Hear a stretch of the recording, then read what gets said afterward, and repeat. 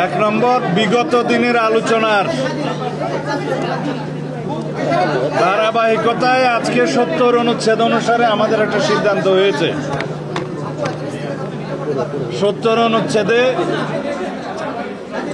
সবাই দুইটা বিষয়ে একমত হয়েছে।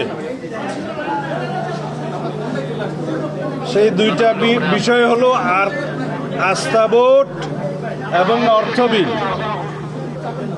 এই দুইটা বিষয় বাদে ৭০ অনুচ্ছেদে সংসদ সদস্যরা স্বাধীনভাবে ভোট প্রদান করতে পারবেন দলের বিপক্ষেও।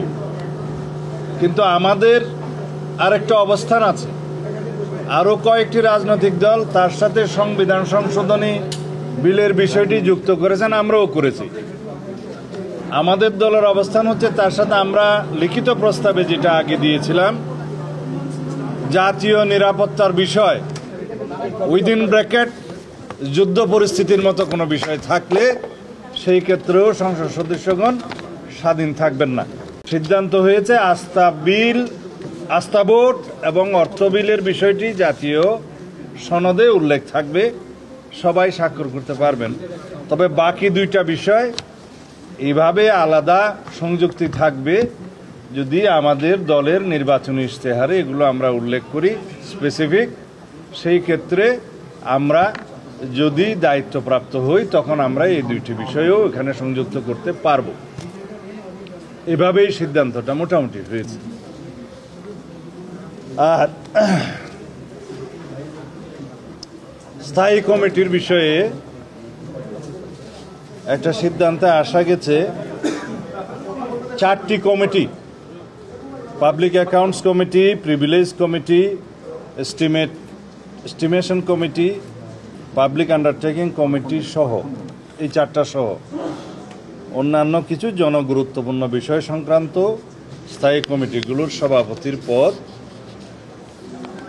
বিরোধী দলের মধ্যে আসনের সংখ্যা অনুপাতে বিরোধী দলের কাছে প্রাপ্ত হবে। এই হিসেবে মোটামুটি সবাই একমত হয়েছে, এটাও আসবে। আর এখন আলোচনা চলছে নারী আসনের বিষয়ে, এখনো সেটা সমাপ্ত হয়নি। তবে 100 আসন সংরক্ষিত রাখার বিষয়ে সবাই মোটামুটি একমত। এটা নির্বাচন পদ্ধতি কি হবে সেটা নিয়ে বিতর্ক হচ্ছে, আপনারা পরে জানতে পারবেন। সংসদীয় স্থায়ী কমিটি আবার বলতে হবে। সংসদীয় স্থায়ী কমিটির মধ্যে 4টা কমিটি গুরুত্বপূর্ণ, যেগুলো public accounts committee, privilege committee, estimation committee, public undertaking committee, এই 4টা সহ আরও কিছু জনগুরুত্বপূর্ণ বিষয় সংক্রান্ত কমিটির সভাপতির পদ আসনের সংখ্যা অনুপাতে বিরোধী দলের কাছে যাবে, বিরোধী দল প্রাপ্ত হবে।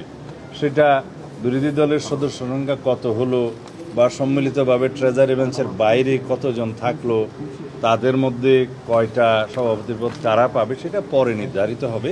তবে নীতিগতভাবে এটা যে সংখ্যা আনুপাতিক হারে সেটা বিরোধী দলের কাছে যাবে সভাপতির পদগুলো। ওইখানে আমরা এখনো আসিনি। আমরা এখন নারী আসন নিয়ে আলোচনা করছি। তা নারী আসনের বিষয়ে এইটুকু হয়েছে যে 100 নারী আসন, বর্তমানে 300 আসনের সাথে আরও 100 নারী আসন স্থায়ীভাবে সংসদে সংবিধানে সংরক্ষণ করা হবে নারীদের জন্য। সেই বিষয়ে সবাই মোটামুটি একমত। নির্বাচন পদ্ধতি নিয়ে আলোচনা চলছে। ধন্যবাদ।